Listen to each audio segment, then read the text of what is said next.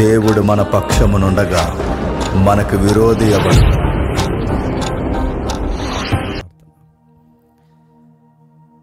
ప్రేమగల తండ్రి, కృపగల దేవ,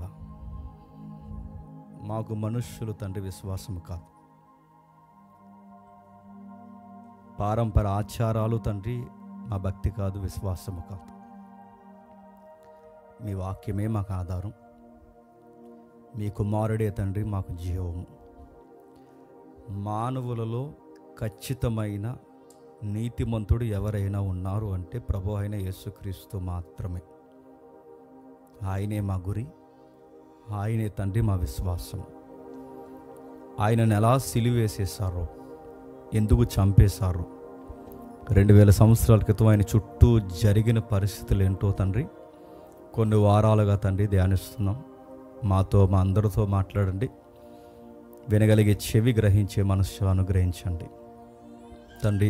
లౌకికమైన ఏ విషయాలు మా మనసులో పెట్టుకుని వెనక వాక్యాన్ని వాక్యంగా వింటూ ఎవరి వైపు చూడకుండా మమ్మల్ని మేమే చూసుకుంటూ మీ ఎదుట మేము ఎలా ఉన్నామో మీ వెలుగులో నడవడానికి, మిమ్మల్ని చూడడానికి తండ్రి ఈ ధన్యత, వెలుగును మా మీద కుమ్మరిస్తారని అర్థిస్తూ క్రీస్తు నామని ప్రార్థన సమర్పిస్తున్నాం తండ్రి, ఆమేన్. కొన్ని వారాలుగా సిలువను గూర్చిన కొన్ని వాక్యాలు మనం వింటున్నాం. ఆంగ్లంలో, ఇంగ్లీష్లో ఒక సామెత ఉంది. ప్రభు అయిన యేసుక్రీస్తు వారు ఈ జనరేషన్లోకి వచ్చిన బయటోరు ఎవరు చంపుతారో లేదో కానీ క్రిస్టియన్సే చంపేస్తారట. మరలా ప్రభు అయిన యేసుక్రీస్తు వారు ఇప్పటికిప్పుడు ఈ తరానికి వస్తే ఆయనను ఎవరు చంపుతారంటే క్రైస్తవుల్లో ముఖ్యంగా పెద్దలు చంపేస్తారట. ఇది ఎప్పుడో పూర్వకాలపు సామెత. ఇది సరిగ్గా లెంట టైంలోనే ఈ సామెత పెడతారు. మరి ఎంతమంది చూసారో నాకు తెలియదు, కానీ నిజమేనా అంటే నిజమే. ఎందుకు ఈ సామెతతో నేను మొదలు పెడుతున్నానంటే ఈరోజు మనం పరిసయ్యులు, శాస్త్రుల గురించి మనం వినబోతున్నాం. ఎందుకంటే సిలువ ధ్యానాలు మనం ధ్యానిస్తున్నప్పుడు ప్రభు అయిన యేసుక్రీస్తు వారిని సిలువ వేసిన వారిలో కీలక పాత్ర పోషించింది ద్రోహి అయిన యోధ. ద్రోహి స్నేహాన్ని నమ్మేశాడు. రెండవది, అధికారపు మదం ఎక్కి తన సింహాసనాన్ని ఎలా అయినా కాపాడుకోవాలని ప్రజల మీద పిచ్చుతంటే ప్రజల యొక్క జోహార్లు అందుకోవడానికి కేవలం తన ఎంప్లాయ్మెంట్ లైఫ్ కొరకు యేసుక్రీస్తు వారిని సిలువేశాడు పిలాతు. ఇది రెండవది. అంతకుముందు కొన్ని వార్తలు మనం చూసాం, కొన్ని సువార్త భాగాలు మనం చూసాం మరియా, యోహాన్ల గురించి. ఇప్పుడు ఈరోజు మనం ఆయన సిలువ ఘట్టంలో ఎవరెవరు ఏ విధంగా వ్యవహరించారో చూస్తున్న భాగంలో ఒకటి పరిసయ్యులు, శాస్త్రుల గురించి చూద్దాం ఒకసారి. మత్తయి సువార్త 26వ అధ్యాయం, మత్తయి సువార్త 26వ అధ్యాయం 3-4 వచనాలు. ఆ సమయమున ప్రధాన యాజకులను, ప్రజల పెద్దలను యేసును మాయోపచాత పట్టుకొని చంపవలనని ఏకమై ఆలోచన చేసిరి. అయితే ప్రజలలో అల్లరి కలగకుండానట్లు పండుగలో వద్దని చెప్పుకొనిరి. రాయబడిన సందర్భాలు మీరు గమనించండి. రాయబడిన సందర్భాలు మీరు జాగ్రత్తగా చూడగలిగితే ప్రభు అయిన యేసుక్రీస్తు వారిని గురించి మనం ధ్యానిస్తున్నప్పుడు రాజకీయం అంటే ఎలా చేయాలో ఈ రాజకీయంలో ఉన్నోళ్ళు చేస్తుంటారండి. నిజంగా బయట రాజకీయాల కన్నా ఈ పెద్దవి ఇవి రాజకీయాలు వీళ్ళు చేసింది ఆ రోజు సిలువ సన్నివేశాల్లో. వాళ్ళు చేస్తున్నది అక్కడ రాస్తున్నది చూడండి. ఆ 3వ వచనం ఎంత విచిత్రంగా ఉందో. ఆ సమయమున ప్రధాన యాజకులను, ప్రజల పెద్దలను, కైపాను ప్రధాన యాజకులు మందిరములోనికి కూడి వచ్చి ఏం చేస్తున్నారు? ప్లాన్ చేస్తున్నారు. ఏ విషయం మీద ప్లాన్ చేస్తున్నారు? ప్రభు అయిన యేసుక్రీస్తు వారిని ఎలా చంపేయాలని ప్లాన్ చేస్తున్నారు. వారు ఆ యొక్క ఆ నిర్ణయాలు, ఆ ఆలోచన వాళ్ళు తీసుకుంటున్నప్పుడు కొన్ని విచిత్రమైన సన్నివేశాలు, కొన్ని భాగాలుగా మనం విడదీసుకుంటే ఒక మాట అయితే మనకి తారసపడుతుంది. ప్రభు అయిన యేసుక్రీస్తు వారు అరణ్యానికి పోయినా 1000 మంది వచ్చేసేవారు, మందిరం దగ్గరికి వచ్చినా 1000 మంది వచ్చేసేవారు. ఆయనకి పబ్లిక్లో ఫేమ్, నేమ్ ఆ రోజుల్లో చాలా ఎక్కువ ఉంది. ఆ రోజుల్లో 5000 మందికి, మీరు గమనించండి, 2000 సంవత్సరాల క్రితం 5000 మందికి భోజనాలు అంటే ఎంత పెద్ద విషయం అండి. ఈ రోజుల్లో మన పెళ్ళికే 5,000 మంది వచ్చారంటే ఇంకా మనం అప్పుల పాలు అయిపోతాం. మనం ఈ రోజుల్లో మన పెళ్ళికి 5,000 మంది ఏం రారు. గట్టిగా వస్తే 2,000, అంత దాటితే ఫిగర్ 2,500, గట్టిగా వస్తే 3,000 ఏం రారు, వస్తే అంతే. 5,000 మంది 2,000 సంవత్సరాల క్రితం జనాభా సంఖ్య ఎంతండి? ఆ రోజుల్లో జనాభా సంఖ్య చాలా తక్కువ. అక్కడి వరకు ఎందుకు, మనకు స్వతంత్రం వచ్చే సమయానికి మన భారతదేశ జనాభా ఎంత చాలా తక్కువ. అంటే వెనక్కి పోయే కొలది చిన్న సంఖ్యకు కూడా పెద్ద వాల్యూ ఉంది. అలాగే ఆ రోజులు 5,000 మంది ఆయన దగ్గరకు వచ్చి కూర్చున్నారంటే ఆయనకి మామూలు ఫాలోయింగ్ లేదన్నమాట. ఈ రోజుల్లో మిలియన్ వ్యూస్ అని మనం ఎలా అయితే అంటున్నామో ఆ రోజులు అంత ఫాలోయింగ్ ఉంది యేసుక్రీస్తు వారికి. అయితే గమ్మత్తు ఏంటంటే ఆయన వెంబడించే వారిలో సుమారుగా 3 భాగాలు ఉంటారంట. నా మాటలు అర్థమవుతున్నాయా? అన్నీ పక్కన పెట్టండి, నా వైపే చూడండి, ఏం చెప్తున్నాను వినండి, ఏది మైండ్లోకి రానివ్వకండి. నేను అలా కదిలిపోయి వచ్చి ఇక్కడ నిలబడ్డాను. నాకు ఇప్పుడు ఏం అర్థం కాక అలా వచ్చి కూర్చున్నాను. మీరు ఏమి నా నుంచి ఎక్స్పెక్ట్ చేయకండి, వాక్యం మాత్రమే ఎక్స్పెక్ట్ చేయండి. వీలైతే సంఘానికి ఈ సమయంలో ధైర్యం ఇచ్చే మాటలు చెప్పాలి. పెద్దలందరూ మాట్లాడుకుంటున్నారు, దీని గురించి ఒక జూమ్ మీట్ ఏదైనా చేసి ఎవరిని చూడాలి, ఏది చూడకూడదు, ఏది విశ్వాసం, ఇలాంటివి మేము డిస్కషన్ చేస్తున్నాం. అప్పటి వరకు వెయిట్ చేయండి. ఏ కామెంట్స్ మీరు చేయొద్దు. చూసేవన్నీ నిజాలు కాదు, వినేవన్నీ నిజాలు కాదు, చెప్పేవన్నీ నిజాలు కాదు. నేను ఎందుకు చెప్తున్నానంటే ఇప్పటికీ ఆ వార్త చూసిన వాళ్ళకి అర్థమవుతుంది. సరే, 3 భాగాలుగా వెంబడించేవారట. 3 భాగాలు ఏంటంటే ఆ 3 భాగాల్లో ఎక్కువ మంది ఆయన చూడడానికి వచ్చేవారట. ఎలా ఉంటాడు ఈ ఫీలింగ్ అధికారులకు కూడా ఉందో తెలుసు కదా. ఏ రోజు ఎవరిని చూడాలనుకున్నాడట?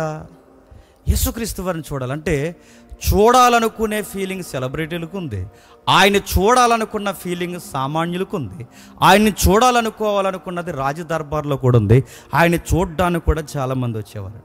రెండోది ఎవరు ఉండేవారు? ఆయన చుట్టూ ఆరాధించేవారు కూడా ఎక్కువ ఉండేవారు. అంటే ఆయన దేవుని కుమారుడుగా దేవుడిగా నమ్మి ఆయన ఆరాధిస్తున్నవారు కూడా ఎక్కువ మంది వచ్చేవారట. ఇక మూడోది విచిత్రమైన కేటగిరీ. మూడోది ఎవరంటే ఆయన ఎలా తప్పుబట్టాలని కొన్ని టీమ్స్ తిరిగేవట. ఆ టీమ్స్లో ఒక టీమే పరిసయ్యులు, ప్రజల పెద్దలు. ఎవరు? పరిసయ్యులు, ప్రజల పెద్దలు. అంటే ఈ 3 కేటగిరీలు చూడండి. ఒకటి, ఆయన ఫేమ్ కోసం వచ్చేవారు చూడాలండి. 2, ఆయన ఆరాధించేవారు వచ్చేవారు. 3, ఆయన ఎలా ద్వేషించి ఎలా ఇరికించాలని తప్పులు పట్టడానికి సేపర్ సెల్స్ తిరిగినట్టు తిరిగేవారట కూడా. ఇలాంటి కేటగిరీకి సంబంధించిన వారే ఈ పరిసయ్యులు, పెద్దలు అన్నమాట. వీళ్ళు ఏం చేశారంటే యేసుక్రీస్తు వారితో వాళ్ళకి చాలా డిస్కషన్ జరిగిపోయింది. ఎందుకు డిస్కషన్ జరిగిపోయింది? నీతితో ప్రారంభమైన ధర్మశాస్త్రాన్ని మతంగా అలవాటు చేసుకున్నారు. నా పదాలు కొంచెం పెద్దగా ఉంటే కొంచెం అర్థం చేసుకునే ప్రయత్నం చేయండి. అంటే నీతితో ప్రారంభమైన ధర్మశాస్త్రపు ఆజ్ఞను వాళ్ళు ఎలా చేసుకున్నారంటే దాన్ని మతంగా మార్చేశారు. మార్చేయాలని మార్చేయలేదు, అనుకోకుండా మార్చేశారు. మరలా మార్చేయాలని మార్చేయలేదు, స్వనీతితో మార్చేశారు. ఎప్పుడు గుర్తుపెట్టుకోండి, మనం మారిపోతున్నామని మనకు తెలియకుండానే మారిపోతాం. మనం మత ప్రాక్టీస్లోకి వెళ్ళిపోతున్నాం మనకు తెలియదు. బాగానే ఉన్నామన్న ఫీలింగే మనం మతోన్మాదులుగా మనం తయారు చేస్తాం. అలానే తయారైపోయారు. అందుకే చూడండి, పాత నిబంధనని దేవుడు ప్రజల్ని, బాగా వినండి, పాత నిబంధనలో దేవుడు ప్రజల్ని కంట్రోల్ చేయడానికి పెట్టిన వ్యవస్థే పెద్దల వ్యవస్థ. తెలుసు కదా, పెద్దల వ్యవస్థ. గోత్రకర్తలు, గోత్ర పెద్దలు, మనం చదువుకున్నాం కదా, గోత్ర పెద్దలు, గోత్రకర్తలు. అంతకుముందు తరగతిలో మనం మాట్లాడుకున్న గోత్రానికి ఒకడు ఉంటాడు కదా, ఇన్ఫార్మర్స్కి అక్కడ బయటకు పంపించినప్పుడు. వీళ్ళ పెద్దలు అంటే దేవుడు మంచి ఉద్దేశంతోనే వాళ్ళు పెట్టాడు పెద్దలుగా. వాళ్ళకు కొన్ని కమాండ్స్ ఇచ్చాడు, ఇది ఖచ్చితంగా మీరు పాటించాలన్నారు. దేవుడు విచిత్రం ఏంటంటే వాళ్ళకు కొంత పవర్ ఇచ్చాడు వాళ్ళకి. ఆ పవర్ని వాళ్ళు ఏం చేశారంటే దుర్వినియోగం చేశారు. పవర్ మనుషుల్ని పాడు చేస్తుందా అంటే చెప్పండి, పాడు చేస్తుంది. ఈ పవర్ వాళ్ళని పాడు చేసింది. అంటే వీళ్ళని పెద్దలుగా పెట్టాడు, వీళ్ళని అధికారులుగా పెట్టాడు, ప్రజలకు నీతి న్యాయాలు జరిగించేవారుగా పెట్టాడు, వాళ్ళకి ధర్మశాస్త్రం ఇచ్చాడు.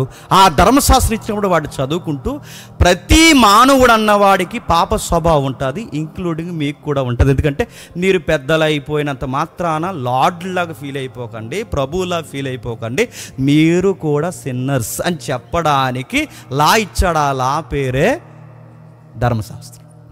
ఈ ధర్మశాస్త్రాన్ని ఇస్తూ వీళ్ళు ఏం చేయాలి, వీళ్ళు ప్రాక్టీస్ చేస్తూ ప్రజలకు ప్రాక్టీస్లో పెట్టాలంటే వీళ్ళు పాటిస్తూ వీళ్ళు ప్రకటిస్తూ, వీళ్ళు పాటిస్తూ వీళ్ళు ప్రకటిస్తూ, ప్రజలకు పాటిస్తూ ప్రకటిస్తూ ఉండమని ప్రజలకు నేర్పించాలి. కానీ వీళ్ళు రాను ఏం చేశారంటే వీళ్ళు పాటిస్తూ ప్రకటించాల్సింది పోయి వీళ్ళు పాటించకుండా ప్రకటించడం నేర్చుకున్నారు. పాటించడం తగ్గించాడు, ప్రకటించడం ఎక్కువ చేశారు.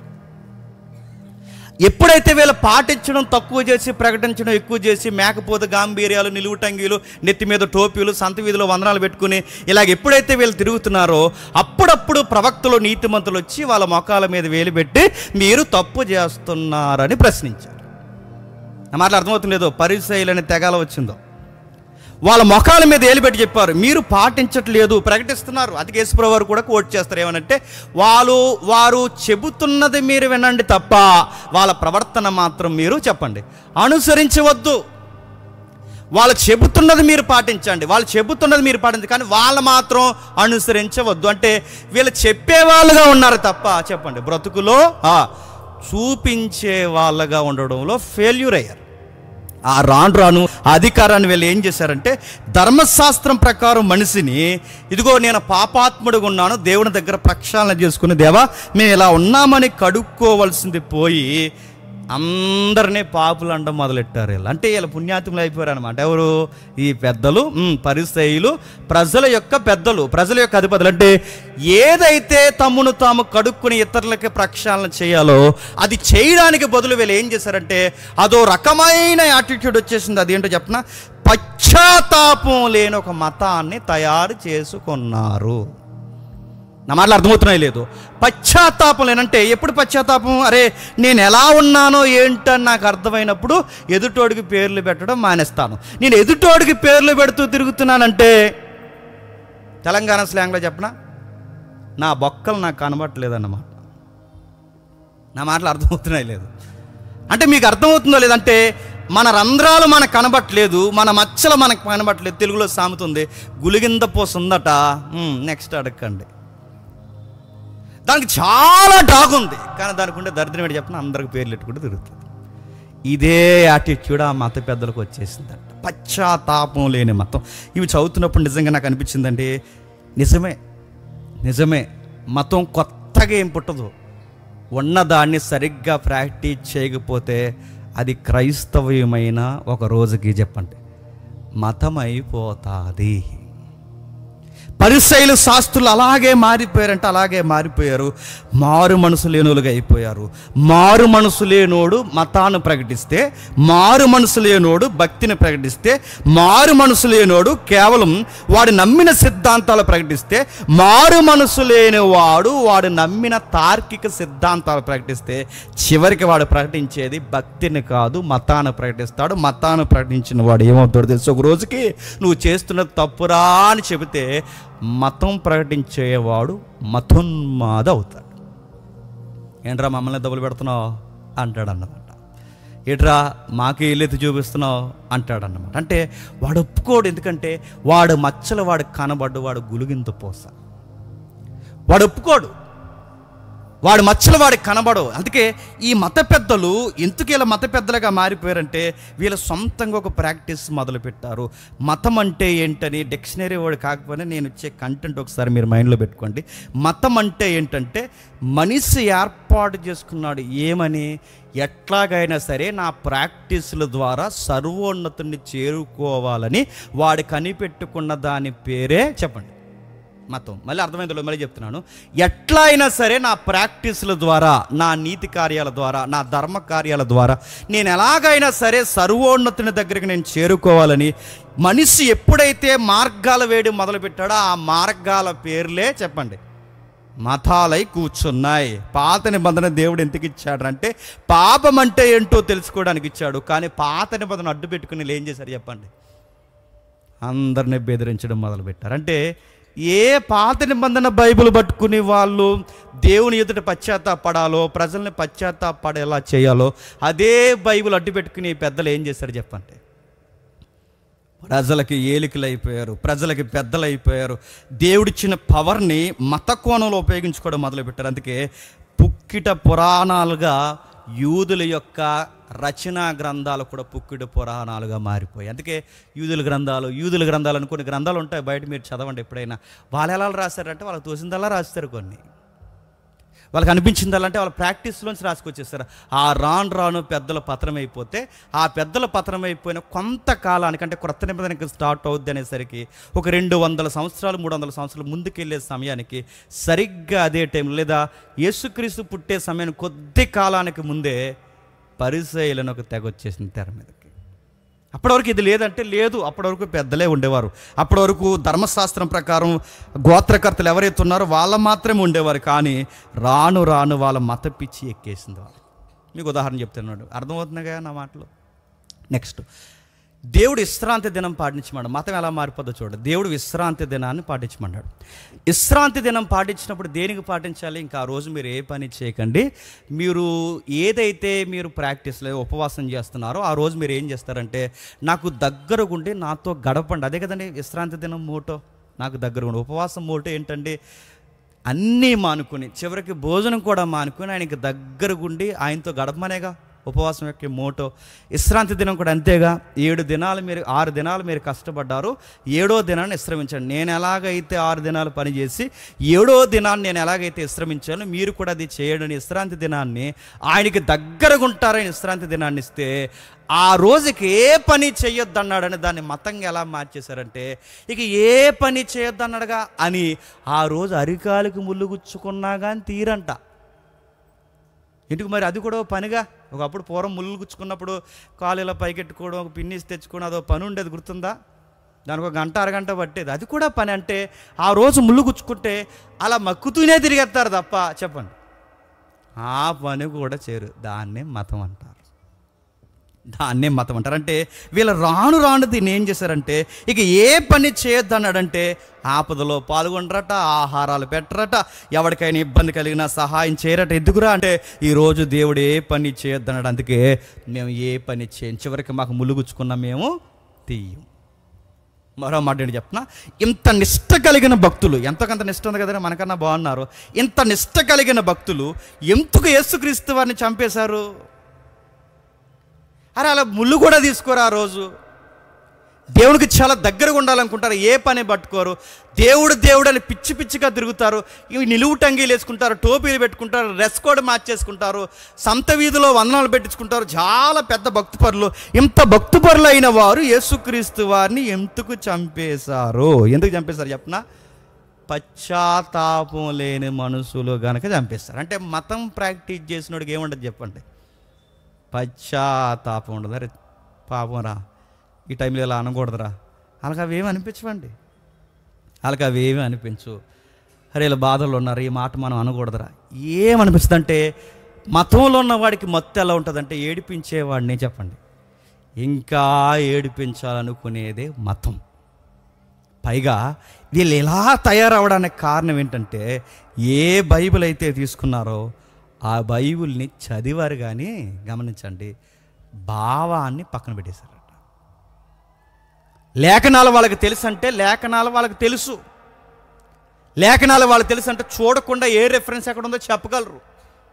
ఏ రిఫరెన్స్ ఎక్కడుందో చెప్పడమే కాదు, వాళ్ళ అక్షరాలు, ఇదిగో ఒక అక్షరం తేడా పలికితే తప్పబలికావు ధర్మశాస్త్రంలోంచి అని కూడా చెప్పగలరు. ఇంత పట్టేసారే ధర్మశాస్త్రాన్ని. అంటే వీళ్ళకి అక్షరాలు తెలుసు తప్ప ఏం తెలియదు చెప్పండి, భావం తెలియదు. ఇప్పుడు నేను కూడా మీకు చెప్తున్నాను, దీన్ని 20 సంవత్సరాలు చదివావా, 25 సంవత్సరాలు చదివావా, 30 సంవత్సరాలు చదివావా, లేదా సంవత్సరానికి 20 సార్లు చదివా, ఇదంతా అంత ముఖ్యం కాదండి. ఇది ఎన్నిసార్లు చదివేసావన్నది ముఖ్యం కాదు. చదివిన ఒక్కసారైనా దాని భావం నీకు అర్థమైందా లేదా? ఒకవేళ దాని భావం కనుక నీకు అర్థమవకపోతే ఇదే పట్టుకుని నువ్వు ఎలా తయారవుతావు చెప్పనా? మతోన్మాదిగా తయారైపోతావు. చూద్దాం ఒకసారి మత్తయి సువార్త 22వ అధ్యాయం. మత్తయి సువార్త 22వ అధ్యాయం. మత్తయి సువార్త 22వ అధ్యాయం 29వ వచనం. అందుకు యేసు లేఖనములను గాని దేవుని శక్తిని గాని ఎరుగక మీరు పొరబడుచున్నారు. ఏంటట? వాళ్ళకి ఏం తెలియదట? నిత్యము లేఖనాలు చదివిన వాళ్ళకి ఏం తెలియదు చెప్పండి? లేఖనం తెలియదు. రోజు వాళ్ళ బైబిల్ చదివిన వాళ్ళకి ఏం తెలియదు చెప్పండి? బైబిల్ తెలియదు. వారు ప్రతిదినం వారు సమాజ మందిరంలో కూర్చున్న వాళ్ళకి ఏం అర్థం అది చెప్పండి. ఆ లేఖనం ఏంటో అర్థం కాదంటే చదవడం ప్రాముఖ్యం కాదు. నాకు ఆ రెఫరెన్స్ తెలుసు, నాకు ఈ రెఫరెన్స్ తెలుసు, నాకు ఆ థియాలజీ తెలుసు, నాకు ఈ థియాలజీ తెలుసు, నాకు ఇది తెలుసు అది తెలుసు కాదు. నువ్వు ఎన్ని తెలుసు అన్నది కాదు, నీకు తెలియాల్సిన భావం నీకు తెలుసా తెలియదా, నీకు భావాలు అర్థమవుతున్నాయా లేదా, అక్కడ విషయం ఏదైతుందో అది అర్థమవుతుందా లేదా, అది అర్థం అవట్లేదు. నేను అడుగుతున్నాను, ఐఏఎస్ ఐపీఎస్లు బైబిల్ చదవరా? వాళ్ళు చదువుతారు కానీ వాళ్ళకి అర్థమవుతుంది. డాక్టర్ల బైబిల్ చదవరు అనుకుంటున్నారు, వాళ్ళు చదువుతారు కానీ వాళ్ళకి భావాలు అర్థం కావు. అక్కడ వరకు ఎందుకండి, 4వ తరగతి చదివినోడు చాలా చక్కగా ఇక్కడ నిలబడి బైబిల్ బోధించగలడు. నేను అడుగుతున్నాను, పిహెచ్డీలు ఆలా ఈలా సుప్రీంకోర్టులో లాయర్ని మీరు తీసుకొచ్చి ఇక్కడ 1 గంట బైబిల్ చదివిన తర్వాత ఆ కంటెంట్ ఏంటో బోధించమని చెప్పండి. వాళ్ళ వల్ల అవ్వదు, సుప్రీంకోర్టు జడ్జి వల్ల కూడా అవ్వదు. అంటే నేను మళ్ళీ చెప్తాను, బైబిల్ అంత ఈజీగా ఎవరికి అర్థం కాదు. అర్థం కాని బైబిల్ని మాకు అర్థమైపోయింది అనుకున్నారు ఎవరు? పరిశీలన చేస్తారు. అందుకే మీరు నిత్యం చదువుతారు కానీ లేఖనాలు మీకు తెలియదు, లేఖనాలు తెలియదు, వాటి భావం తెలియదు. అందుకే మీరు ఏం చేస్తున్నారు తెలుసా? పొరపాటు పనులు చేస్తున్నారు, భయంకరమైన పనులు చేస్తున్నారు. ఇంకా ఏం చేస్తున్నారు? అదే మత్తయి సువార్త 12వ అధ్యాయం చూడండి. అదే మత్తయి సువార్త 12వ అధ్యాయం మొదటి వచనం నుండి, అదే మత్తయి సువార్త 12వ అధ్యాయం మొదటి వచనం నుండి, ఆ కాలమందు యేసుక్రీస్తు వారి విశ్రాంతి దినమున పంట చేలలో పడి వెలుచుండగా ఆయన శిష్యులు ఆకలిగొని ఎన్నులు త్రుంచి తినసాగిరి. పరిసయ్యులు అది చూసి, ఇదిగో విశ్రాంతి దినమున చేయకున్నది నీ శిష్యులు చేయుచున్నారన్నారు. ఆయన వారితో ఇట్లనెను, తానును తనతో కూడా ఉన్నవారును ఆకలిగొని ఉండగా దావీదు చేసిన దాని గురించి మీరు చదవలేదా? అతడు దేవుని మందిరంలోనికి ప్రవేశించి యాజకులే తప్ప తానైనను తనతో కూడా ఉన్నవారు ఎవరైనను మరియు యాజకులు విశ్రాంతి దినమున దేవాలయంలో విశ్రాంతి దినం ఉల్లంఘించి నిర్దోషులై ఉన్నారని మీరు ధర్మశాస్త్రం చదవలేదా? దేవాలయం కంటే గొప్పవాడు ఇక్కడ ఉన్నాడని మీతో చెప్పుచున్నాను. మరియు కనికరమునే కోరుచున్నారు కానీ బలిని నేను కోరను అని వాక్యభావం మీకు తెలిసి ఉంటే నిర్దోషులను దోషులని తీర్పు తీర్చకపోవుదురు. ఇప్పుడు చెప్పండి, మీకు భావం తెలియక, మీకు విషయం ఏంటో తెలియక వెన్నులు తెంచే విషయాల మీరు పాయింట్ అవుట్ చేస్తున్నారే తప్ప అసలు పాత నిబంధనలో భావాలు మీకు తెలుసా? మీరు ఈ రెఫరెన్స్ అని చదువుతుంటే మీకు ఏమర్థం అవుతుంది? వీళ్ళు డైలీ బైబిల్ చదివిన వీళ్ళకి ఏమర్థం అవ్వలేదు చెప్పండి. బైబిల్ అర్థం అవ్వలేదు నడుతున్నాను. రోజు బైబిల్ చదివేవాడికి, రోజు ఒక మత గ్రంథాన్ని చదివేవాడికి, రోజు ఒక చర్చికి పోయేవాడికి వాడు ఎందుకు వెళుతున్నాడు, వాడు ఏం చదువుతున్నాడు, వాడి గ్రంథం ఏంటో వాడికి తెలియకపోతే ఒక రోజుకి వాడు ఏమైపోతాడు? మతోన్మాద అయిపోతాడు. అలాగే అయిపోయి ఉన్మాదులు. క్రైస్తవ్యంలో కూడా ఉన్మాదులు ఉంటారంటే అర్థం అవ్వకపోతే ఉంటారు. మధ్యకాలంలో మీకు చెప్పాను, మనోళ్ళకి గొడవలు వచ్చినాయి. పాస్టర్ గారికి సంఘ పెద్దలు గొడవలు వస్తే అందులో ఒక పెద్ద అంటున్నాడు, రారా కోడేసుకుందాం అంటున్నాడు. కోడేసుకుంటారట ఎక్కడ? చర్చిలో. రా కోడేసుకుందాం, పై బాట నిప్పేశాడు. రా చూసుకుందాం, నీ పళ్ళు ఉంటాయి నా పళ్ళు ఉంటాయి చూసుకుందాం రా అంటున్నాడు. నడుతున్నాను. అరే ఆ చర్చ్ కోసం ఫైట్ చేస్తున్నారు, సంఘానికి పెద్దలుగా ఉన్నారు, యేసుప్రభువుని ప్రకటిస్తున్నారు, కోడేసుకోవడం ఏంటరా? వాళ్ళకి అలాగర్థమైంది. నేను మళ్ళీ చెప్తున్నాను, మనం చదువుతున్నది ఏంటో మనకు అర్థం కాకపోతే పిచ్చోళ్ళ బిహేవ్ చేస్తాం. ఇంకా ఏం చెప్తున్నాడు? అదే 12వ అధ్యాయం 10వ వచనంలో ఏమంటున్నాడు చూడండి. అదే 12వ అధ్యాయం 10వ వచనంలో, వారు ఆయన మీద నేరము మోపవలనని విశ్రాంతి దినమున స్వస్థపరచుడు న్యాయమా ఆయన అడిగిరి. అందుకైన మీలో ఏ మనుషునికైనా ఒక గొర్రె ఉండియు అది విశ్రాంతి దినమున గుంటలో పడినీయాల, దాన్ని పట్టుకొని పైకి తీయడా? గొర్రె కంటే మనుషుడంత శ్రేష్ఠుడు. కాబట్టి విశ్రాంతి దినమున మేలు చేయట ధర్మమే అని చెప్పి ఆ మనుషునితో నీ చెయ్యి చాపమనెను. వాడు చెయ్యి చాపగా రెండవ దాని వల్ల ఆ ఊత చెయ్య బాగుపడెను. అంతట పరిచయులు, జాతకం ఆ పదం, పరిచయులు ఎలుపులకు పోయి ఆయనని ఎలాగూ చంపేద్దామా అని బయటికి పోయి ప్లాన్ చేస్తున్నారంట. ఇప్పుడు చెప్పండి, వాళ్ళకి ఎందుకు అడుగుతున్నాను, వాళ్ళకి యేసు ప్రభువుని చంపేయాలన్నంత ఆ గజ్జి ఎందుకు వచ్చింది వాళ్ళకి చెప్పాలి. వాళ్ళ ప్రాక్టీసుల్లో ఉన్న లొసుకులు బయట ఎడుతున్నాడు కనుక వచ్చింది. వాళ్ళు పాటిస్తున్నది వాళ్ళ భావం మరిసిపోయి పాటిస్తున్నారని ఆయన వివరించాడు కనుక వచ్చింది. మళ్ళీ చెప్తున్నాను, వాళ్ళు చేస్తున్నది విశ్వాస సంబంధమైన క్రియలు కాదు, మీరు మానవ స్వనీతికి సంబంధించిన క్రియలు మాత్రమే చేస్తున్నారు. ఇదిగో గుంటలో నీ గొర్రె గోతులో పడిపోతే విశ్రాంతి దినాన్ని నువ్వు తీస్తావే, అలాంటిది ఒకడు పాపంలోనూ రోగంలో పడిపోయిన వాడిని నేను స్వస్థపరిస్తే మీరు విశ్రాంతి దినం పాటించట్లేదని దాని పెద్ద పాయింట్ అవుట్ చేస్తున్నారంటే నీకు గొర్రెల మీద ఉన్న ప్రేమ చెప్పండి మనుషుల మీద లేదు. నీ సొంత గొర్రెకే నీకు ఆరోగ్యం ఉండాలని నువ్వు కోరుకున్నప్పుడు, నీ జంతువే ఆరోగ్యం ఉండాలని నువ్వు కోరుకున్నప్పుడు, ఒక మనుషుడు అంతకన్నా శ్రేష్ఠుడుగా అంటే జీవికిచ్చే, ఒక మూగ జీవికిచ్చే విలువ నువ్వు ఒక మనిషికి ఇవ్వట్లేదంటే నీదొక భక్తి, నీదొక విశ్వాసం, నీదొక ప్రాక్టీసా? అయినా మిమ్మల్ని ఎవరయ్యా పెద్దలుగా పెట్టింది? మిమ్మల్ని ఏమంటున్నాను తెలుసా? మీరు పాముల్లాటోళ్ళు అన్నాడు. ఏమన్నాడు చెప్పండి? పాములు మీరు, సర్ప సంతానమైన బాప్టిజం ఇచ్చి యోహాన్ అన్నాడు. ప్రభు అయిన యేసుక్రీస్తు వారు కూడా అన్నాడు, పాములు స్వభావం ఉంది మీకన్నా. ఎందుకు వీళ్ళు ఎలా తయారైపోయారు చెప్పిన? వీళ్ళకి పశ్చాత్తాపం లేదు. అందుకే అంటున్నాడు, ఒకడికి మంచి చేస్తే ఏడుస్తున్నారేంట్రా, ఒకటి సహాయం చేస్తే ఏడుస్తున్నారేంటంటే ఏదన్నా చేస్తే మీరే చేయాలి, ఏదన్నా సహాయాలు చేస్తే మీరే చేయాలి, ఎవడైనా బాగుపరిస్తే మీ అండర్లోనే బాగుపడాలి. ఒకవేళ అది మీకు ఎలుపులకు జరిగితే మీ నిలువు టంగిలికి చెమటెక్కేస్తుంటుంది అన్నమాట. మీకు నచ్చదు, మీ టోపీలకు అగౌరవం వచ్చేది. వాళ్ళకి టోపీ ఉంటుంది పైన, ఆ టోపీలకు అగౌరవం వచ్చేస్తుంది అనమాట. వాళ్ళ చేతుల్లో ఒక దండాలు ఉంటాయి, చేతికర్రలు, ఆ చేతికర్రలు పవర్ పోయినట్టు ఉంటుంది వాళ్ళకి. వీళ్ళందరూ అడుగుతున్నాను, వీళ్ళు ఏమి చూసి యేసు ప్రభువుని చంపేయాలనుకున్నారంటే కేవలం ప్రజలకి మంచి చేస్తున్నాడని. మళ్ళీ చెప్తున్నాను, వీళ్ళు చేయరు చెప్పండి, చేసే వాళ్ళని చేయనివ్వరు.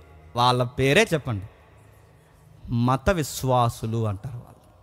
వాళ్ళ పేరే పరిసయ్యులు శాస్త్రులు, వాళ్ళ పేరే బైబిల్ చెప్తుంది మత పెద్దలు. వాళ్ళు ఏం చేస్తున్నారు చూడండి, ఒకడికి సాయం చేస్తే ఏడుస్తున్నారు, వాడికి సహాయం చేస్తే ఏడుస్తున్నారు, వాడికి మంచి ఆరోగ్యం ఇస్తే ఏడుస్తున్నారు, వాడి చెయ్యిని బాగు చేసినందుకు ఏడుస్తున్నారు, చివరికి వాళ్ళకి లేఖనాలు తెలియదు అన్నందుకు ఏడుస్తున్నారు. ఏంటి మాకు బైబిల్ తెలియదు అంటావా అని ఏడుస్తున్నారు. వాళ్ళు 70 ప్రసంగాలు చెప్పినోడి దగ్గరికి వెళ్ళి మీరు సరిగా చెప్పలేదనండి, పొగొచ్చేద్ది అక్కడ. మీరు అడగండి వెళ్ళి, 70 ప్రసంగాలు చెప్పినోడి దగ్గరికి వెళ్ళి బ్రదర్ ఇది మీరు తప్పు చెప్పారులో అన్నానండి. పట్టున్నవాడైతే గ్రిప్ ఉన్నవాడైతే ఎవరిస్తాడు, గ్రిప్పు లేనివాడైతే చెప్పండి నీకు పొగొచ్చేలా చేస్తాడు.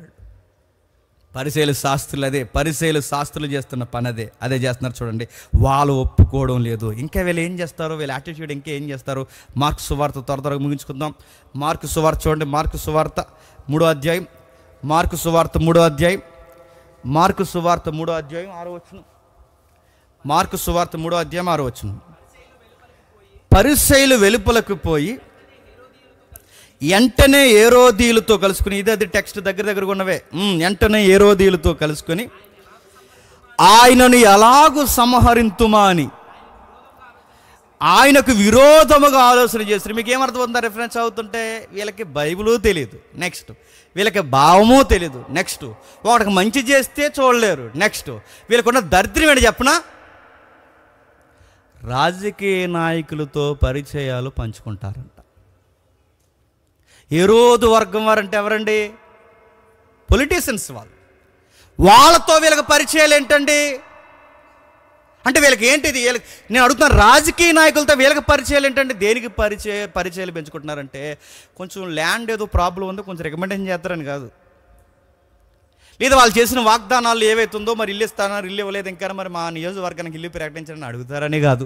మరి ఎందుకు మీరు రాజకీయ నాయకులతో మీరు ఎందుకు పొత్తులు పెట్టుకుంటున్నారంటే కారణం ఏంటి చెప్పిన? యేసు ప్రభు వారిని చంపేయడానికంట. అంటే యేసు ప్రభు వారిని అమాయకులను చంపడానికి కూడా రాజకీయాలు ఉపయోగించుకుంటారా? మతం పట్టిన వాళ్ళంటే ఎందుకు లేరు? ఇప్పుడు మీరు చూడండి, రాష్ట్ర రాజకీయాలు, కేంద్ర రాజకీయాలు దేంతో నడుస్తున్నాయి చెప్పండి భయం దేనికి? ఏం పోరలేండి, నేను పోతాను ముందు చెప్పండి. రాష్ట్ర రాజకీయాలకి కేంద్ర రాజకీయాలకి ఏం పట్టింది చెప్పండి ముందు? మతం. అసెంబ్లీలో మతం, పార్లమెంట్లో మతం. దరిద్రం ఏంటి చెప్పిన, ఇస్రోలో ర్యాకెట్ ఎగరేయడానికి పూజలు చేయడానికి పూజారులు వెళ్ళారంటే ఇంకేమనాలంటే దాన్ని సైన్స్ ల్యాబ్ అనాలా, దాన్ని పూజ గుడి అనాలా, దాన్ని ఏమనాలి? అంటే మతం నడిపిస్తుంది అధికారాన్ని, రాజకీయాన్ని కూడా వెళ్తుంది. మతం రాజకీయాన్ని వెళ్తుంది, మతం మనిషికి మత్తెక్కిస్తుంది. మతం అనే మత్తెక్కితే, మళ్ళీ నేను చెబుతున్నానండి, మతం అనే మత్తెక్కితే ప్రభుత్వాన్నైనా దించేస్తాయి.